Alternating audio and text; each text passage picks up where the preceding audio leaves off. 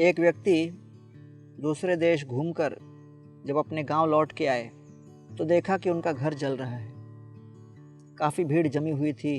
सभी लोग जलते हुए घर को देखकर कह रहे थे, हाय हाय क्या हुआ क्या हुआ, बड़ा कष्ट होगा जिस व्यक्ति का भी घर था।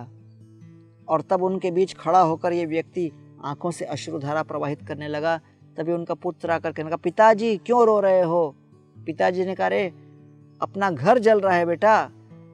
बेटे ने कहा, पिताजी इस घर को हमने बेच डाला है 3 गुने भाव में, तो इसलिए चिंता मत करो।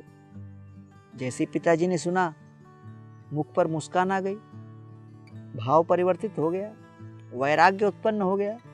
वो भी दर्शक बन गए बाकियों की तरह और देखने लगे जलते हुए घर। अचानक दूसरा पुत्र आकर कान में कहता, पिताजी आप यहां खड़े होकर केवल तमाशा देख रहे हो, अरे आपको कुछ लग नहीं रहा क्या। पिताजी ने कहा, पहले पुत्र ने कहा कि घर बेच डाला है 3 गुने भाव में। दूसरे पुत्र ने कहा, पिताजी अभी तो केवल एडवांस मिला है, और जब जो व्यक्ति हमारा इस घर को खरीदेगा उसको पता पड़ेगा कि घर जल गया, वो बाकी रकम थोड़ी देगा।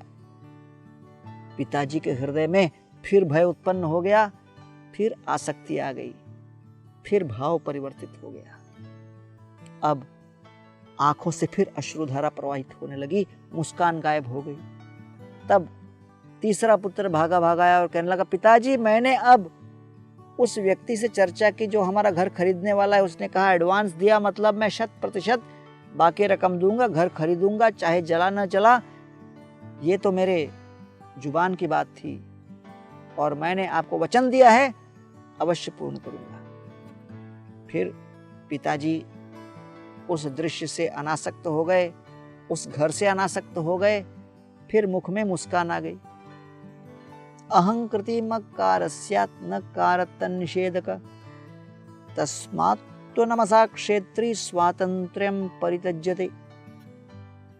नमः शब्द का अर्थ क्या है? जो अहंकार से प्रेरित ममता उत्पन्न होती है, उस ममता से मुक्त होने के भाव को कहते हैं न मह, अर्थात ये मेरा नहीं, किसका है?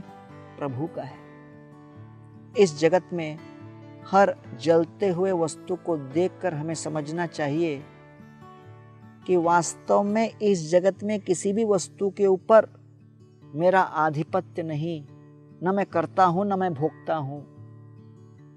मैं केवल भगवान का दास हूं और मेरा अधिकार बनता है कि इस जगत के हर वस्तु को केवल उनकी सेवा में नियोजित करें। इसलिए आध्यात्मिक ज्ञान हमारे वस्तुओं, परिस्थितियों और हर प्रकार के संबंधों में दृष्टिकोण परिवर्तन लाता है। और आध्यात्मिक ज्ञान दृष्टिकोण परिवर्तन, चेतना परिवर्तन, अनुभव परिवर्तन के लिए आवश्यक है। जैसे जैसे उस व्यक्ति को समझ रहा था कि मेरा इस घर के साथ संबंध क्या है, उस बदलते हुए संबंध के अनुरूप उसकी चेतना और उसकी भावना और उसका अनुभव परिवर्तित हो रहा था। आइए हम अपने वास्तविक स्थायी तत्व आत्मा को समझें और इस बात को समझें कि आत्मा का इस जगत के किसी भी वस्तु के साथ स्थायी वास्तविक संबंध नहीं।